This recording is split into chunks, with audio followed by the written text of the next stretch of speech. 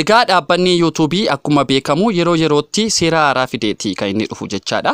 Seera kana eeguun dirqama keedha. Seera kana ni eegdu taanaan hojiin kee hanga ammaatti ati hojjechaa jirtuu fi hojjechuuf jirtu si jalaa bada jechuudha. Kanaafuu hanga xumuraatti viidiyoo kana ilaalii xumuri.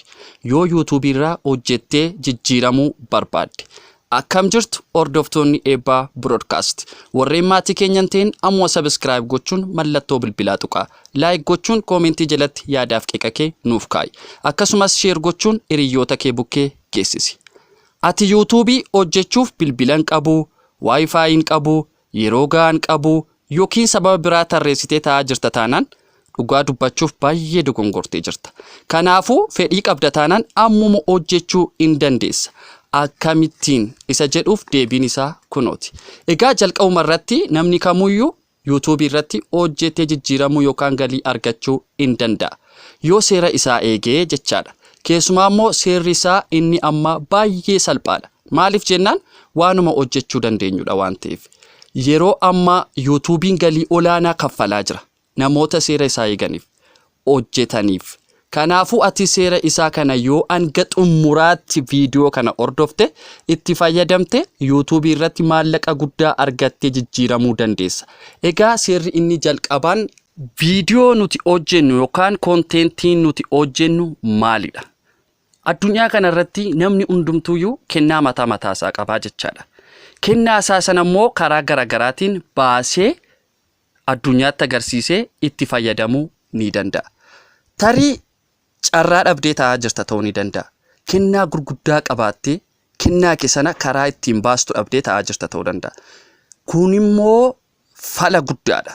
Karaa YouTube dandeettii qabduun addunyaatti baatee mul'achuu ni dandeessa. Akkamittiin jechuu dandeessa. Ati dandeettiin kee sun maal akka inni ta'e ilaaluu qabda. Maaliin danda'a? Maaliin hojjechuu danda'a?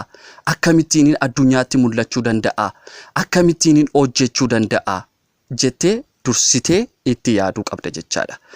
Fakkeenyaaf namoonni tokko viidiyoo gaafa hojjetanii callisanii matti kan isaan hojjetan jechaadha. Kan namatti hin tolle. Mata duree namatti hin tolle.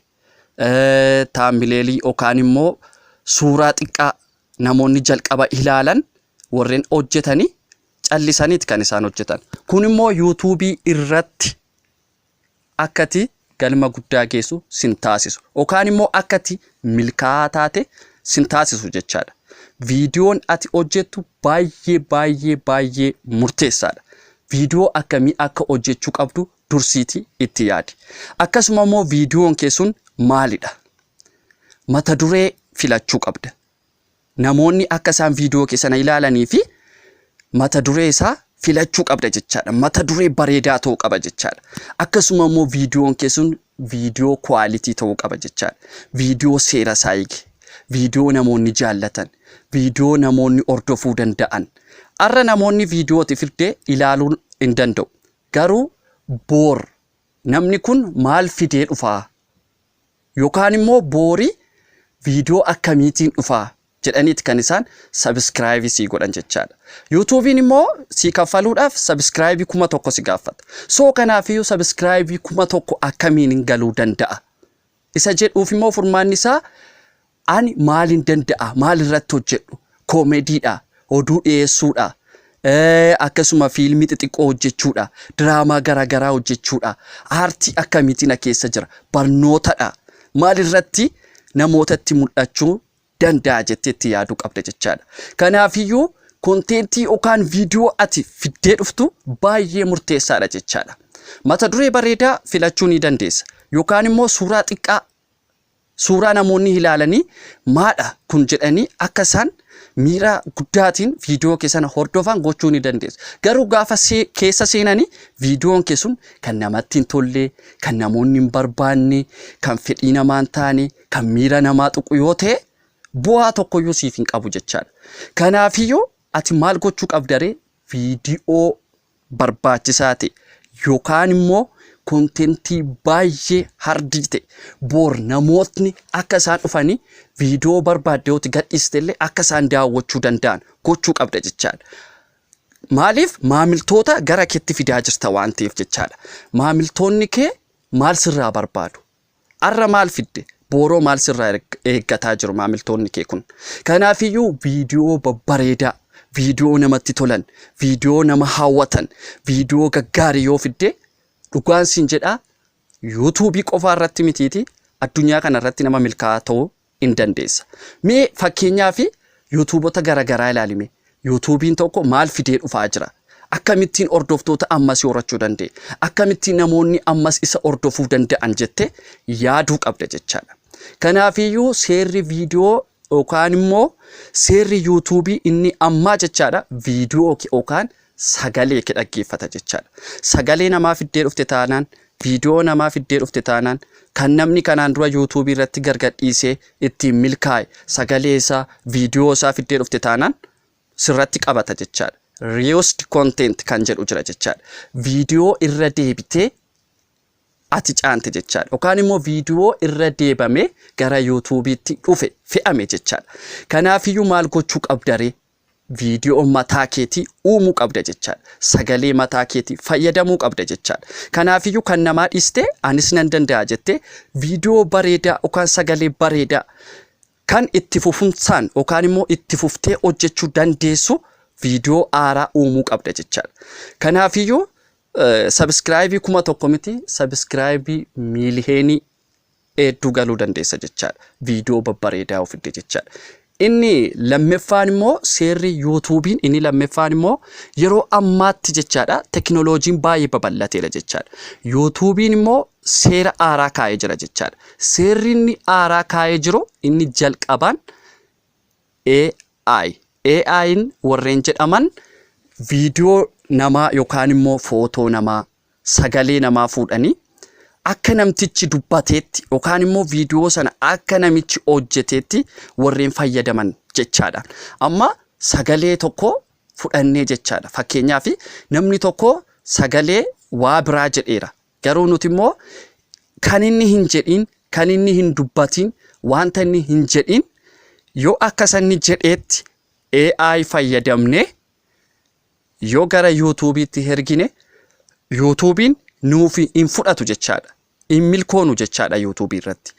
Viidiyoos yookaan immoo footoo tokko fuunee AI fayyadamne akka namni sun hojjeteetti yookaan akka namni sun viidiyoo sana uumeetti yoo dhannee yuutuubii irratti feene yuutuubiin nuuf hin fudhatu jechaadha. Maaliif bakka tokko fakkeenyaaf namni tokko magaalaa Amboo yookaan magaalaa Naqamtee jira jennu. Garuu akka namichi magaalaa Finfinnee yookaan magaalaa Adaamaa jirutti yoo dhannee viidiyoo sana AI fayyadamne yookaan suuraa sana AI fayyadamne addeenni hin jirre akka sanni jirutti yoo irratti fayyadamne yuutuubiin nuuf hin fudhatu jechaadha. Maaliif seera mataasaa qaba yuutuubiin jechaadha. Nuti kan nuti ilaalaa jirru subscribe 1,000 fi sa'aatii 4,000 daawwatame kan nuti barbaadaa jiru. Garuu kana miti. Subscribe 1,000 yoo galteeyyu sa'aatii immoo 4,000 yoo galteeyyu yuutuubiin reused content nuun jedha jechaadha. Akkas jechuun viidiyoo namaa irra deebitee fayyadamteetta yookaan immoo AI fayyadamtee dhufte siin jedha yuutuubiin. Maaliif seera ittiin ilaalan qabu isaan waan ittiin sakatta'an qabu jechaadha. Nuti yuutuubii showwanneerra jennee yaadna. Yoo viidiyoo namaa fuunee fayyadamne copyright nu jechuu dhiisuu danda'a, strike nu jechuu dhiisuu danda'a. Garuu immoo yuutuubiin gaafa maallaqa irraa argachuuf sa'aatii 4,000 subscribe 1,000 geenyu nurratti qabata jechaadha. Viidiyoo akkas akkasii jedhee sittin himu, sagalee akkas akkasii jedhee sittin himu. Ati viidiyoo 100 gadhiisi, 1,000 gadhiisi, garuu subscribe'n kee 1,000 guutee, sa'aatiin kee 4,000 guutee, ani amma carraa yuutuubii irraa maallaqa argachuun qaba jettee gaafati gara yuutuubii deemtu yuutuubiin reused content nuun jedha jechaadha. Akkas jechuun viidiyoo namaa fayyadamteetta yookaan immoo sagalee namaa fayyadamteetta kan kee miti siin jedha jechaadha. Kanaafiyyuu kan kee kan ta'e yoo hojjette yuutuubii irratti hin milkoota jechaadha.